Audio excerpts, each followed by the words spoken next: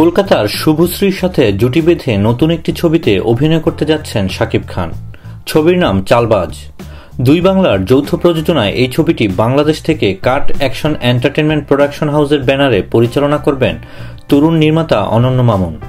কলকাতা থেকে এসকে মুভিজের ব্যানারে পরিচালনায় রয়েছেন জয়দীপ মুখার্জি। শুভশ্রী যখন কলকাতার নির্মাতা রাজ চক্রবর্তীর সাথে সম্পর্কের বিষয় নিয়ে জটিলতায় ভুগছেন আর শাকিব খান ঢাকায় চলচ্চিত্রে নানা জটিলতার মধ্য দিয়ে যাচ্ছিলেন, তখনই এলো এই খবর।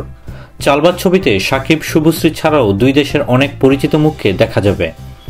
এ ব্যাপারে শাকিব বলেন, দুই দেশেই শুভশ্রী ও আমার ভক্ত রয়েছে, অনেকের ভেতরেই এক্সাইটমেন্ট রয়েছে আমাদের জুটির। আশা করি ভক্তদের প্রত্যাশা পূরণ করতে পারব। ইংল্যান্ডে সামনের মাসে 20 তারিখ থেকে ছবিটির শুটিং শুরু হবে। চলতি বছরই ছবিটি মুক্তি দেওয়া হবে বলে নির্মাতা সূত্রে জানা গেছে। প্রিয় দর্শক, বিষয়টি আপনি কিভাবে দেখছেন? কমেন্ট করে আপনার মতামত জানিয়ে দিন আর অবশ্যই সাবস্ক্রাইব করতে ভুলবেন না।